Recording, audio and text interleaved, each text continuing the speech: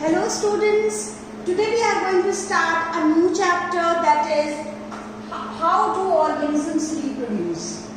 Earlier we studied life processes, वो processes जो life के लिए बहुत important है, respiration, nutrition, circulation, excretion, इनके बिना life रुक जाएगी. Though reproduction is not a life process, still it is very important. Why? Reproduction होता क्या है? इट्स अ बायोलॉजिकल प्रोसेस जहां पर कोई इंडिविजुअल, कोई ऑर्गेनिज्म अपने ही जैसे सिमिलर यंग वंस को बर्थ देगा, अपने जैसे यंग वंस को बनाएगा. ऑफस्प्रिंग, प्रोजेनी, यंग वंस, सभी हम नए जनरेशन के लिए बात करते हैं. तो ये वो बायोलॉजिकल प्रोसेस है जहां पर कोई ऑर्गेनिज्म अपने जैसे सिमिलर ऑफस्प्रिंग्स को बनाएगा. Organism give rise to offsprings similar to itself. अब जो ऑफस्प्रिंग बनते हैं वो ग्रो होते हैं, मैच्योर होते हैं और फिर से रिप्रोड्यूस करके नए ऑफस्प्रिंग्स बना लेते हैं. It means generation after generation वो स्पीशीज कंटिन्यू रहती है. तो that is why reproduction is very important because it enables continuity of species, generation after generation. काफी टाइम से चली आ रही है कोई स्पीशीज अभी तक है बिकॉज ऑफ रिप्रोडक्शन, आगे भी रहेंगी बिकॉज ऑफ रिप्रोडक्शन. अगर ये रिप्रोडक्शन की प्रोसेस नहीं होगी तो वो स्पीशीज वहीं खत्म हो जाएगी. हमने अभी बात की कि रिप्रोडक्शन में सिमिलर ऑफस्प्रिंग प्रोड्यूस करता है कोई ऑर्गेनिज्म. का मतलब है एलिफेंट का बेबी एलिफेंट के जैसा ही सिमिलर होगा, डॉग का बेबी मींस विच का बेबी पपी वो उसके जैसा होगा, ह्यूमन बीइंग का बेबी ह्यूमन बीइंग के जैसा होगा. तो अपने जैसे सिमिलर इंडिविजुअल प्रोड्यूस करते हैं. रिप्रोडक्शन दो तरीके का है, asexual and sexual reproduction. Asexual mode of reproduction नाम से क्लियर है, ए एब्सेंट है सेक्सुअल मोड. यहाँ पर सिंगल पेरेंट इन्वॉल्व होता है, दो पेरेंट्स नहीं है, दो तरह के गैमीट्स भी नहीं बनेंगे. सिंगल पेरेंट होगा, no gametes will be formed. और यहाँ पर आपको दिख रहा है कि एक सेल डिवाइड हो रही है और डिवाइड होके दो सेल्स उसी से टूट के बन रही है. यहाँ पर जुड़ी हुई है, यहाँ पर डिवीजन दिख रहा है आपको, यहाँ पर जुड़े हुए हैं. तो एक ही सेल थी वो डिवाइड हुई और उसने नया इंडिविजुअल बना लिया. एसेक्सुअल मोड ऑफ रिप्रोडक्शन है.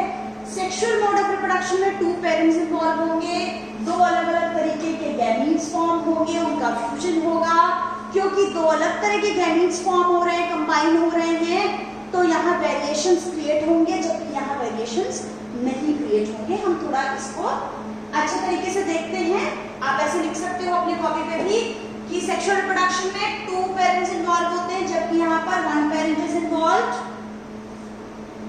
सेक्सुअल मोड ऑफ रिप्रोडक्शन में दो गैमीट्स या सेक्स सेल्स बनती हैं, उनका फ्यूजन या फर्टिलाइजेशन होता है जबकि यहाँ पर कोई फ्यूजन, फर्टिलाइजेशन और कोई गैमीट्स फॉर्मेशन नहीं होता है. अभी हम बात कर चुके हैं यहाँ पर वेरिएशंस नहीं होते हैं जबकि यहाँ वेरिएशंस क्रिएट होते हैं. Very important thing, sexual reproduction में वेरिएशंस क्रिएट होते हैं.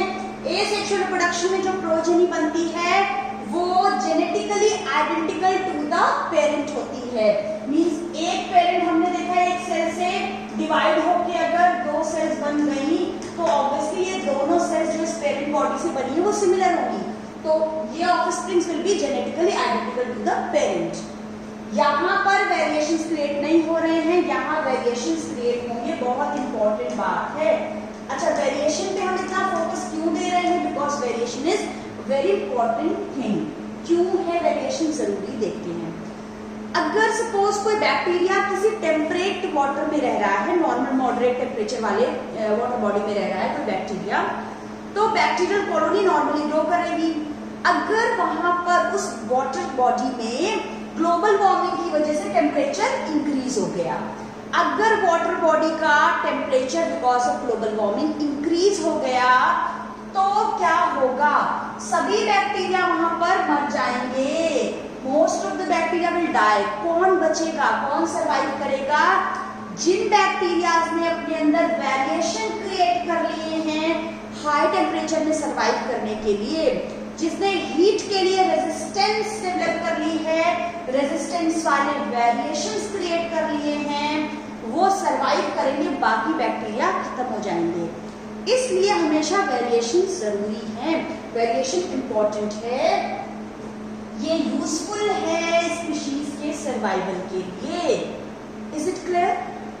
तो आगे बढ़ते हैं कि एसेक्सुअल रिप्रोडक्शन अभी तक हमने देख लिया है, हम बहुत कुछ जानते हैं इसके बारे में कि एसेक्सुअल रिप्रोडक्शन एक सिंपलेस्ट फॉर्म है रिप्रोडक्शन का, बिल्कुल बेसिक सी चीज है। ये प्लांट्स में, सिंपल एनिमल्स में, बैक्टीरिया में और प्रोटिस्टा में होती है, बहुत सारे प्रोटोजोन्स में होती है। इसमें सिंगल पेरेंट इन्वॉल्व होता है। यहाँ पर एक बात ये है कि ये सेक्सुअल रिप्रोडक्शन से ज्यादा रिलायबल है। क्यों? क्योंकि यहाँ तो सिंगल पेरेंट बॉडी है, वो जैसे भी जब भी डिवाइड हो गई बन गया नया ऑफस्प्रिंग। पर सेक्सुअल रिप्रोडक्शन में दो गैमीट्स पे, दो ऑर्गेनिज्म पे डिपेंडेंस है, फिर दो गैमीट्स पे डिपेंडेंस है, गैमीट्स का फ्यूजन की भी प्रोसेस होगी, तो इतनी सारी कॉम्प्लिकेटेड प्रोसेसेस हैं। अगर कोई भी मिस हो गई तो सेक्सुअल रिप्रोडक्शन में जरूरी नहीं है कि इंडिविजुअल बने ही, ऑफस्प्रिंग की रिलायबिलिटी नहीं है। जबकि एसेक्सुअल में बहुत इजीली, बहुत कम शॉर्ट स्पैन में ही बहुत सारे इंडिविजुअल्स बन जाएंगे एसेक्सुअल रिप्रोडक्शन में। यहाँ पर हम बार बार बात कर रहे हैं जेनेटिक वेरिएशंस क्रिएट नहीं होंगे, आइडेंटिकल ऑफस्प्रिंग बनेंगे। एक सेल है वो डिवाइड हुई और हियर यू कैन सी कि दो नए इंडिविजुअल यहाँ पर बन गए हैं। एसेक्सुअल रिप्रोडक्शन के क्या क्या मोड्स हमको पढ़ने हैं? तो है पहला fission, fragmentation, regeneration, budding, vegetative propagation in plants and spore formation. We have to study these 6 methods of asexual reproduction। तो शुरू करते हैं। सबसे पहले आप यहाँ पर देखो, look at the picture। यहाँ आपको दिखाई दे रहा है, you can identify ये अमीबा है।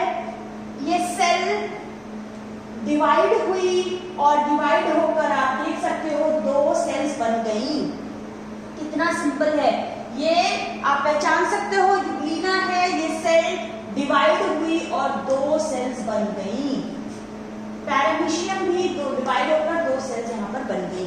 तो बहुत सिंपल सी चीज है कि सिंपल सेल डिवीजन से ही नए ऑर्गेनिज्म बन गए।